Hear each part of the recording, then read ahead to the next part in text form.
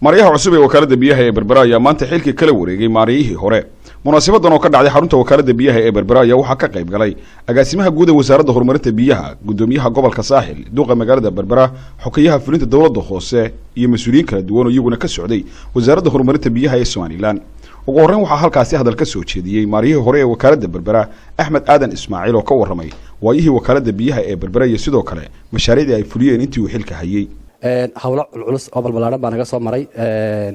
wakaalada intii aan joognay maamulkayagii hore wax fara badan runtii way noo qabsoomeen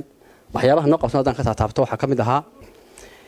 magaalada Berbera imika waxa 4 gilbiyood bay leedahay muddadii aan joognay waxaan soo kordhinay 2 gilbiyood oo waaweyn oo magaalada ka cabi doonto mid kamid ah imika magaalada ka cabtaa ka kalena 99% waa diyaar.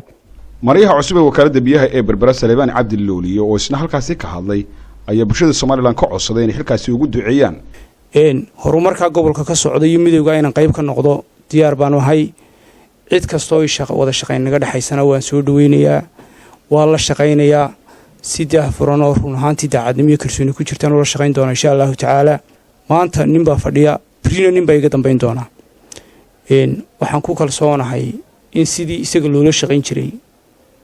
iyo si ka wanaagsan isaguna idin la shaqayn jiray inaan aniguna saaxadda aan idinku saabiiray aan idin la shaqayn doono. xogeyaha fulinta dawladda hoose Cabdikariim Aadan Siciid oo isna halkaasi ka hadlay ayaa soo dhaweeyay maariyaha cusub ee wakaalada biyaha Berbera isagoo sidoo kalena hadallo siisa bootina u soo jeediyay maariyihii hore. maariye waxa kugu soo foole laba hawlado culus oo waqtigan mawsinkan aad hawsha la wareegtay mid waxa weeyaan xagaagii oo magaalada imka soo galaya ka labaadna waxa weeyaan rabdaanka iyo mawsinka xoolaha. duqa magaalada Berbera Cabdishakuur Maxamuud Xasan Cidin iyo sidoo kale gudoomiyaha gobolka Saaxil Injineer Axmed Cismaan Xasan oo labadooduba halkaasi hadalka isu daba maray ayaa soo dhaweeyay maamulka cusub ee wakaalada biyaha Berbera iyagoo sidoo kale ka sheekeeyay horumarkii ay ku talaabsatay wakaalada biyaha Berbera intii uu joogay maamulkii hore. maarayihii hore waa sii sagootineynaa maarayaha cusubna waa soo dhaweynaynaa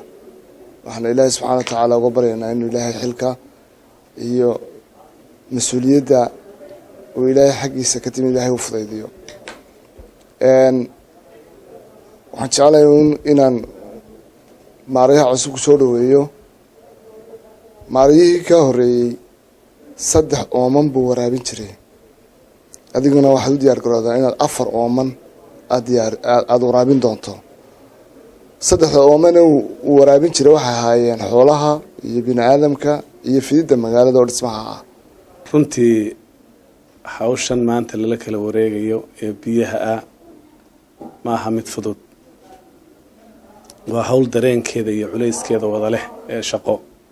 waayo cidda joogta baahida biyaha Berbera cidda taagan oo dareemi karta waajibaadka shaqeeya meesha yaala runtii waxaan u mahad celinayaa oo aan ogahay kulli maarayihii hore culeyskii haystay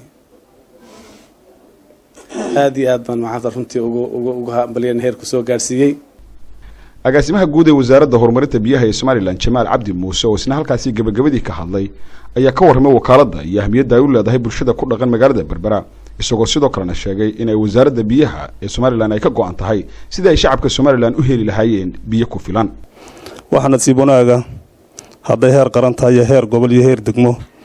in laga wada shaqeeyay oo laga wada qayb qaatay soo kordhinta ilbiyoodka cusub ee magaalada Berbera waa guul qaran taas guul degmo maaha guul gobol kaliya maaha waa guul qaran. amaanta koobaad waxa la madaxweynaha qaranka oo runtii suurtageliyay inuu jideeyo siyaasad horumarin biyood oo qarankani oo ay doonaa hadii la xidhaado wana wax hareeraha in laga wada joogo ay tahay waayo Berbera waxay u baahan tahay ilbiyood joogto ah oo la hubo boqolaalka sano soo socda inuu maareyn doono nolosha dadka reer Berbera hadii la xidhaado. munaasabadan xil wareejinta waxaa sidoo kale ka soo qayb galay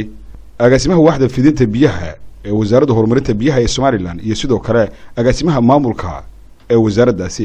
Mukhtaar Cabdiraxmaan Maxamuud telefishinka qaranka Somaliland Berbera.